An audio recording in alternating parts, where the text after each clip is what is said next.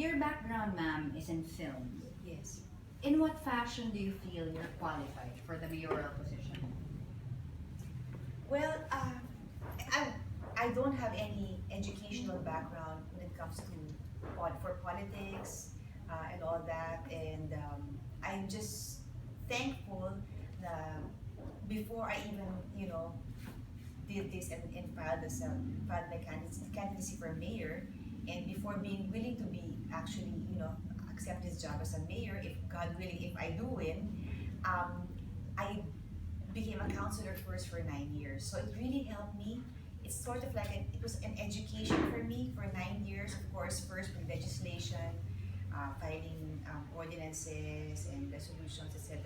with the city, working with the executive, being in the legislative and all that. So it was really a learning process for me. If I didn't become a counselor, I didn't run for as a counselor, I didn't serve the city for 9 years as a counselor, it would probably have been a different story just to all of a sudden one day be a mayor. That's totally different. But I'm really glad I served as a counselor for 9 years. It was, I could say, big help, and I to know like the ins and outs and the things that the city needs and how to do it. How active will the mayor be if you do win the mayoral position? Well, definitely, of course, since he's been mayor for 9 years, I know that he would be giving me advice and how to do things the right way. Because of course, there's things I still need to learn, essentially. So, Okay. Post Yolanda po, how would you characterize Tacloban City? well, with regards to the CBD, the Central Business District, I can say that in terms of progress, we've really progressed a lot already. Maybe I'd say 80% post Yolanda. So there's still things to do, but as you can see now, we have new hotels almost everywhere, boutique hotels, restaurants, other commercial establishments cropping up here and there. And so that's a good sign. The malls are reopened. We have an SM already in the city, Gaisano, etc., etc. So, um, of course, there's still more to be done. I don't think we're ever gonna um, run out of things to still do. But for now, at least post Yolanda, I can say for the Central Business District, I can say that much has been improved, and I think we're getting into our targets. Much of the stories that are being done right now at the second anniversary is focused on Tacloban.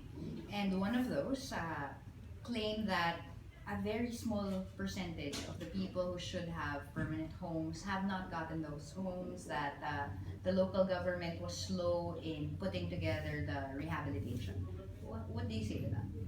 I don't really want to comment on who's at fault, who's not at fault, but all I can say is the local government unit, Tacloban City, has been doing its best to really ensure that our Taclobanos, especially of course the people living in the danger zones and the people who must be moved to the safe areas, would be moved. So we're doing our best, and the mayor has been doing his best. That's all I can say. Yeah. All right. The man running against you, Neil Glova, was not as conservative over what he was willing to say. He said that he felt the blame should not be directed at the national government, that in fact it should be directed at the local government for being very demanding of the national government, not being as compromising as necessary, not appealing kindly, and in fact arguing with the national government. What do you say to that, ma'am?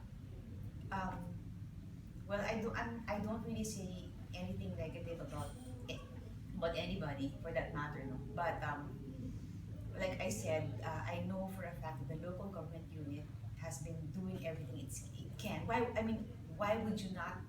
Logically, why would you not want to move the people, your constituents, people that vote for you, obviously people that that rely on you? Why would you not want to move them to the safe areas? Of course, that's just logic that we want to make sure that they get their proper homes.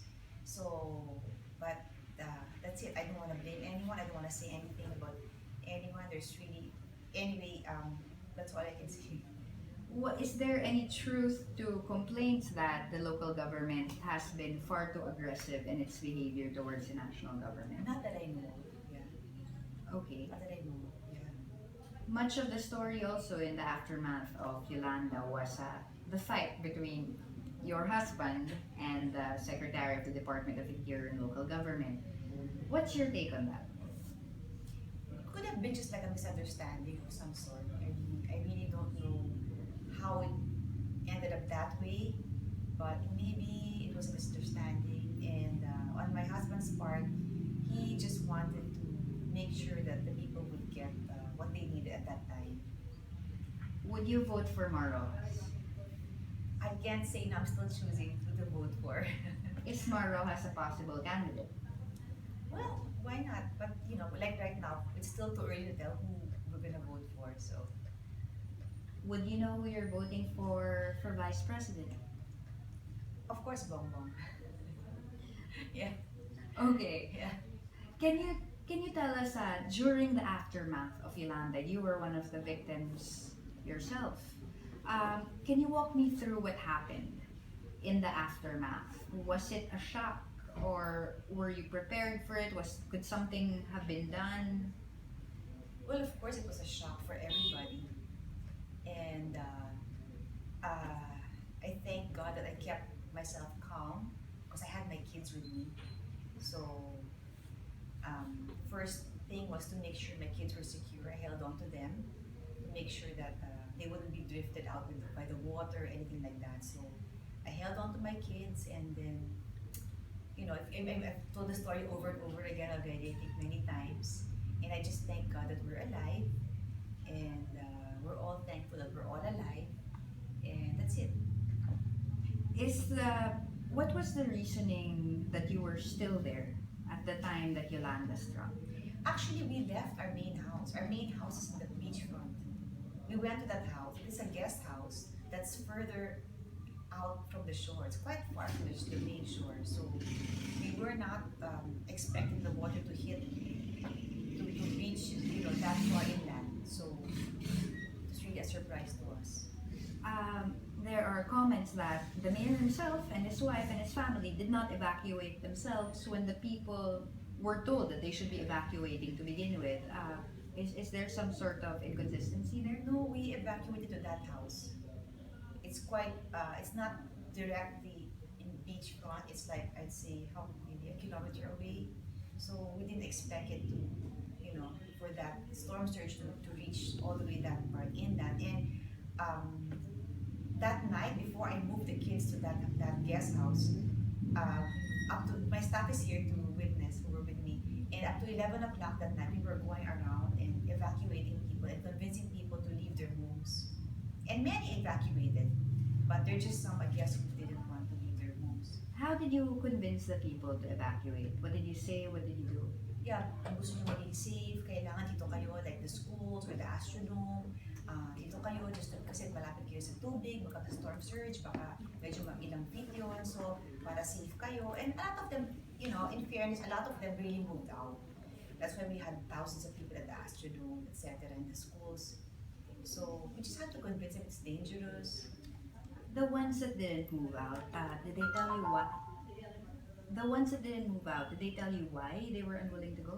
I didn't really focus on why, but after post Yolanda, I found that a lot of them, like especially the men, regarding their appliances or regarding like they had some pigs or some thing of value that they were guarding the houses themselves, that they were worried that maybe a burglar would come and then maybe take their belongings. So they were like making sure that their houses were safe. Doesn't Tacloban have an ordinance to implement forced evacuation? Yes, actually, we didn't use the word forced in that ordinance. I remember when we passed that ordinance, we didn't use the word forced because you can't. I think you can't force anyone or drag anyone forcibly out of their house. I don't know if that's really. You can't. That's the right of a person if they want to stay there. So you can't really do that. So what was the implementing mechanism of that ordinance? Well, to encourage them to bring the rescue teams, the police, and then maybe the Tomecos to the Tomeco was also a big part of the ordinance to encourage them to bring the vehicles, to bring the to help the people carry their belongings out of their barangays or their homes, and also for awareness. It's like actually you can implement it without the ordinance, but the ordinance just gives it more strength for the people who are implementing it. So you need that. Okay, I'm told that in the ordinance, the police are the ones who are supposed to demand that people evacuate Yeah. from their homes. Was this done now? Yes, they were part of it, I guess, but you can't, like I said, I cannot, uh, I don't know all the details, but all I can say is for the barangays I went to and visited to encourage, some people were moving out, and the schools I went to, but I guess there are really some who didn't want to leave.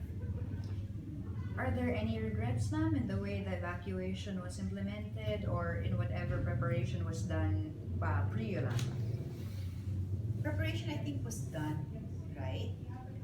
It was really just every typhoon, we get hit by storms all the time since maybe, I don't know, forever, since way back. So people are so used to storms and people just stay in their houses and they just like ride the storms at their homes. So they probably thought that this would just be another storm. Another, just like any other storm na kaya natin to. Especially for those who didn't realize how, in the magnitude of the storm, how the strength of the storm. So they just stayed, they just went on staying in their homes. Did you think this would be just another storm? No, that's why I moved my kids further out. There have been people who have said that the mayor has blood on his hands for allowing these people to die, for not implementing ordinances. What do you say to that? No, the mayor didn't even sleep that night. So the mayor was roving, going around, checking. That's what he was doing the whole time and making sure people leave. But I guess, sa dami ng tao, you can't really make sure that everyone's, completely out of there, And when you say storm surge, you don't really expect it to be a tsunami surge. So people really didn't think that people would reach that, the water would reach that far inland. So if we knew it was going to be a tsunami-like storm surge, then it would be a different story. Do you believe you'd make a good mayor? Well, maybe on my own, I can't say, I can't really say that to myself, I'm going to be a good mayor, but really by the grace of God, I believe, giving me more wisdom and more knowledge with good advisors, and my husband being there to advise me as well. So, with all that put together, I guess I can do my best. Was your husband a good mayor? Definitely. Do you feel that he served the people well in the aftermath of that terrible tragedy? I think so. I think so. He could have just turned his back and said, I'm done with this and I'm just gonna, he didn't have to stay here and continue, but he sacrificed his days, his time, his all his efforts being here, staying here, just to make sure that, that everything goes back to normal and things start rising up again.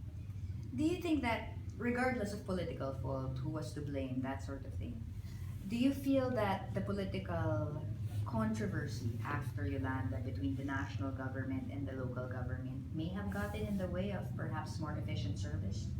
I can't answer that. Of course.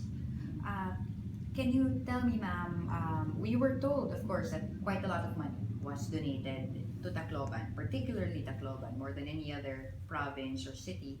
Do you feel that the local government was transparent to the people about where the money came from and how the money was being used? As far as I know, Is it true, ma'am, that fundraising trips were made outside of the country? yeah, but the money didn't go to Tacloban, like the one in the medical. There was one fundraising trip in the States for Medical Teams International. They invited my husband to speak, but the money wasn't given to Tacloban. I see. Do you feel that Tacloban has been treated fairly by the national government? Uh, I can't. Yeah. Well, I can't answer that. I really can't because I don't know the details and everything. Yeah. Do you feel your husband was treated fairly by the national government? I can't answer that. Fair enough. Mhm. Um, we were told that there were several issues against you, and I just like a comment on some of them that are rather interesting. Uh, they said that the trouble was you were not as approachable as you could be because you were unable to speak the language. Is that true? Well, just like any political thing, somebody's always gonna want to say something negative. So I guess this is part of it. I guess my opponent would want to say negative stuff. But like I said, ako kasi as a Christian, I don't want to say anything negative against anyone. Can you say? Can you speak the local Yes, language? maaari po magyakan. Yeah. Is it a thorough understanding of the language, or is it a few words, a few lines? I wouldn't say it's thorough, but I can understand the day to day. If somebody talks to me day to day and has any requests or any concerns, I could understand and I can talk back as well. Do you feel that you're approachable to the urban poor? Well, we can ask them, not me. Yeah. Part of the issues raised against you was that the mayor and yourself are not very much present except during elections. Is there truth in that, ma'am? Like I said, don't ask me, ask them. But definitely, if you ask me, I say it's not true, of course. But um, you've been here and you've seen my husband here, like especially after Yolanda, day in, day out. So we've sacrificed a lot of years here in our lives here. So I don't think that's true. Yeah. I understand the mayor's sacrifice to serve the people because he's from here, his family is from here. Why are you investing in Tacloban? Why is this important to you? Well, like I said, it never even crossed my mind to even be a counselor. But when my father-in-law suggested, come on, try and help, it would be good to have a complementary relationship between the legislative and the executive, I said, then okay, I'll give it a shot. Since I live here, at least I'll be doing something, to help. And then that's the only time, like I said, I wouldn't have run for mayor if I didn't serve as a counselor for 9 years. So maybe I would say that it would be harder for me to do that. Just come here and run for mayor. That's not, that's not. I think I'm sure it's done, but I'm happy that I ran for counselor first. So at least I get to love what I'm doing. You get to like the work. You get to love you get to love because you can't just like do this without really loving people and caring and totoo because it's not that easy. Putting up with like intrigues or putting up with like being out there every day with the people. It's not easy if you don't love them and you don't love what you're doing. Can you tell me what makes a person Taclobanon? Can you describe the Taclobanon person? Taclobanon person. I'd say it's somebody who really loves the people, who really wants to serve and loves this place. That's a true Taclobano. That's what I think it is. What characterizes this place? You've lived many places, you've spoken to many people. What makes Tacloban Tacloban? Well, it's a very unique place. People are intelligent, smart, witty. Um, Many people here actually succeed outside. There's a lot of successful doctors, lawyers, and other professions who are out of the country and in Manila and other places from this place. Um, People here are resilient. That's what I can say, especially after Yolanda. People here, it's just like a rubber band. Stretch them and just go back, and they can find joy in anything. Just like I guess not only here, but even in usually Filipinos are that way, we're that way. So it's like that, yeah. Would you have considered running for mayor had you not been a city councilor? It would have been harder for me to decide than that because I just come here one day, and just learn everything from scratch, So it really helped me. It was like an education for me, going up the ranks, so to speak. Okay. Um, had you married a mayor of another city, another town, would you have done the same thing, or is I there really something wouldn't know. particular about I really Tacloban? wouldn't know. All right, Yeah. ma'am. Certain issues have been raised about resettlement and relocation. Many of the complaints are that the people have been moved into areas where they have no capacity for livelihood. There's barely any water. Schooling is difficult. What do you say to those questions? Well, yes, there's a lot of problems when it comes to relocation. Definitely, you can't relocate without having proper water supply, electric supply, and all that. But it's all being addressed. So, like I said, you'll never run out of problems. There's many things that are being done, and things are being done portion by portion. Things are moving. So, I believe it. We will get there. How is it possible to get there if you're relocated to areas where there are no opportunities for livelihood for Oh, definitely. fishermen? That's also why the mayor was very apprehensive in moving them right away. But definitely, that's part of the plan. I mean, even with the NHA and even with the other like the GMA housing, etc., there is a livelihood part that they're doing with regards to moving. It's not just moving them there without anything. So there are plans with regards to livelihood and all that. Many of the people are demanding in-city resettlement. Is that feasible? Uh, to move them back into the danger zones. They're requesting to move them a bit further from the danger zones, but still within reach of the coastal areas. If there's well, if yes, that's I guess that's possible. Just as long as they make sure that it's safe and there's land. That's also another thing. So where you're gonna move them if it's in the city? So there's really not much big land areas left for that. Part of the concern is among the urban poor, they claim that there's not much discourse in terms of their options. They don't know what's going to happen, they don't know where they're going, they say that they haven't been consulted. Is there truth in this, or is this just the people talking? Well, definitely that's one of actually in one of my part of my agenda as a mayor. Talking about that. One of the first is really to help the urban poor and to alleviate poverty because there's still a lot. I know there's still a lot. Whatever you see the city, you see the downscape progressing, but there's still a lot in the barangays of people who need more jobs, people who need more help with scholarships, education, etc. So that's really also one of the major things I've been would want to address if given the chance to be a mayor. But is it true that there is little discourse between the local government and the urban poor in terms of their future? I think I don't think that's true. I think they do get to communicate and they get to talk to their husbands. But if it's lacking, then we can solve that and we can talk. So I'm open to that. Okay. Yeah. What is your plan for Tacloban in the future? What differentiates your term with, say, your husband's? Well, first of all, I would just like to continue what has been done, and then maybe improve it. Adding more.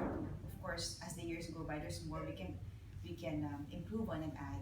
Definitely, one is poverty alleviation. That's one, and then of course, with regards to creating more jobs, inspiring and inviting more investors so that it creates more jobs, more factories, more hotels, more businesses.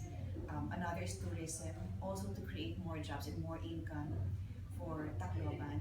Education, maybe to assist some families, like especially those that are qualified but don't have a college graduate in their family, to help them with regards to scholarships and assistances with their daily needs as a student and of course with regards to also the sanitary needs, maybe to have a proper sanitary program with regards to garbage collection, etc., to to improve it and make it better and comply uh, with the zero management waste management law. Do you have a plan, structured and feasible policy to go about poverty alleviation, education, tourism, all of these wonderful things you're promising? Yeah, like I said, that has to be done synergistically, together. You can't just say one thing. So it has to. That's why we're working closely now with our planning officer, with the planning office, that It has to be planned not only for now, but it should be planned even for the next 25, 30 to even 50 years, how it's done now. So what everything we're doing now, all the planning we're doing will affect the city in the next couple of years. I mean, even the next 50 years. So if it's all done right, planning the tourism, planning, of course, even the traffic, planning even the waste management, all these things done together, even getting the businessmen together and encouraging our businessmen to have like forums, you know, planning what they can put up, what they should open up, and all that. All these things done together, I think will create more avenues and more positive outlook for the city. So if it's planned well, you can't just like shoot here, shoot. If it's all planned well, then maybe we get a better result for the city in the next years to come. So we're working on that, and that's why we need to. You really have to sit down and plan it properly. You can't just like say, "I'll help this person here. Okay, I'll do this." You need to consult experts. You need to have your team, a good team, you know, with professionals who know what they're doing, been there, done that. That's what I believe. So if ever I sit down as a mayor, I would do that. I would get a proper team of, you know, good heads, people together, know what they're doing, and then everyone gets together and we plan the city properly. Do you have a plan now? Are you prepared? Did you put people together? Have you sat down with your experts? Because you are running for mayor. Yes. Actually, we're already planning, but I can't say I'm gonna put people together now or who because I'm not mayor yet. You know, we don't know. You know, so you can't really say until the election is is done. But of course, definitely, I have all these things I've been writing down and planning and more or less how to do certain things in for every department, with even with regards to health, um, how to improve our health programs, how to improve our, like I said, programs to help the poor, jobs, educational assistance, all these things. So there's things that I've been thinking about on how to improve our system in the city to really help. For me, it's number one to help the people who are in need, especially the poor people. Do you have a particular policy change? The, the, the, the, the framework of your campaign, for example, is that Tacloban will build back better. In what fashion will your term be better than your husband's? Uh, Maybe because he started it already, so it's like he planted the seeds, you know. So when you plant the seeds, the plant starts growing, and then the more you water that plant, you know, it blooms, it gets bigger. So I think that's how I like to look at it. Do you have any concrete policies? The things that you've written down, for example, if you could tell us any of your concrete policies that you hope to put forward if you're elected mayor. Like I said, I'd like to improve. One is poverty alleviation, of course, kasama the tourism, together with our creating more jobs, together, of course, also health systems, improving health systems, which we have already, we still need to improve them more, and make it better, more health centers. Right now, we just passed an ordinance disallowing women to give birth in their homes to prevent, of course, deaths, infant and mother deaths. So we encourage them to give birth in our birthing centers, which we have all over the city, and we'll be improving our city hospital as well. Um, a lot of things actually. It's a lot of things to do here. So Are you making any effort to differentiate your term from your husband's, assuming that you win? Do you want to be known for something else other than being the wife of the mayor? well, I've always had that attitude of like um, being close to the people, like with the barangays, anybody can just talk to me. As what I know is they think I'm approachable. My husband is also approachable, but like I really talk to them. You know, they call me, they text me, or they come to me. So I'm really open to people coming to me. That's how I am. Your family has extensive holdings here in Tacloban, people see you as well off, as well traveled, and there has been some comment on how you cannot really understand what it is to be poor because you've always been well taken care of and have always made a very comfortable living. What can you say to that now? Well, I don't think that's really true. I don't think it really matters, you know. So for me, I've been there. That I was in the movies and I played many different roles. So more or less, I met different all kinds of people from all walks of life. So I kind of know, you know, what it's like being in different, you know, different lives, different having different lifestyles, or rich, poor, and yeah. So I'm also that way. I don't like choose who I talk to. I'm friends with anyone, whether they're nobody, they're poor, rich, whatever. I'm just also like that. Would it be possible to say that you understand the needs of the urban poor? I think so. I think so. What do you feel the urban poor need the most at this time in Tacloban? Well, for now, the first thing is basic needs. Basic needs: proper homes, proper services like water, and of course electricity, education, jobs. So I want to focus on that. Tacloban has always been known as Romualdez country. And do you think that Yolanda may or may not have changed that? May have made that more solid, or perhaps has made people question more the foothold that the Romualdezes have here?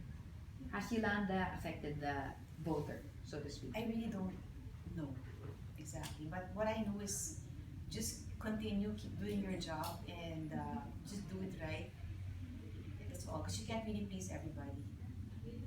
It's also been said that your attendance record in the council meetings isn't as good as it should be. Is there any truth to that?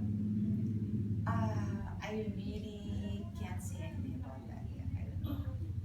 But Okay. I've been attending, especially for um, the last. I've been there for 9 years, so I can't really remember.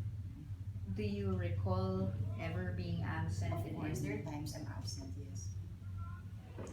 In terms of being mayor of Tacloban, is there anything that you can offer that your husband can't or hasn't been able to? Do you bring anything new to the table? Well, I don't know if it's new, but since 2007, I've had my livelihood programs. It's called the CLEP. It's the Cristina Earn program. So we've had that since 2007. We've had more than 7,000 graduates for that program, and it's still ongoing. So we'll be continuing that, and actually, we're going to be having, right, of course, thank you to Salvation Army, who's building a building nearby, just near the city hall, with classrooms, not only classrooms, but of course classrooms for all these different livelihood programs, and with the values formation program to go with that as well. So I've been doing that. That's really what I've been doing for the last almost 9 years, doing a lot of working with the women. It started out with the women. Now we have we're working with the TESDA as well. We have livelihood programs for the men, carpentry, house wiring, masonry, etc. So we'll be continuing this, and at a larger scale, of course, together with the new buildings that we put up for the Salvation Army. So, and we also have our women's shelter. Yeah, that's also one of the first things I did in my first term, to protect the battered and abused women. Let's ask you about being a woman. What does being a woman offer to Tacloban that your husband couldn't offer? Is there a difference with having a female mayor versus having a man running the city? Actually, I don't think it really matters whether you're a man or a woman, as long as you're sincere and you sincerely want to help. So my husband, I believe he was sincere. So maybe I just continue the sincerity that he's had all these years. So I can't really compare. But of course, being a woman, sabi nila may pusong nanay, di ba? So, you know, if somebody comes up to me and I see that, you know, they need help, sometimes I really can't, you know, I can't really help myself. I really just really want to help. So I just have that kind of heart. One moment, let me just change batteries. That's a beautiful answer.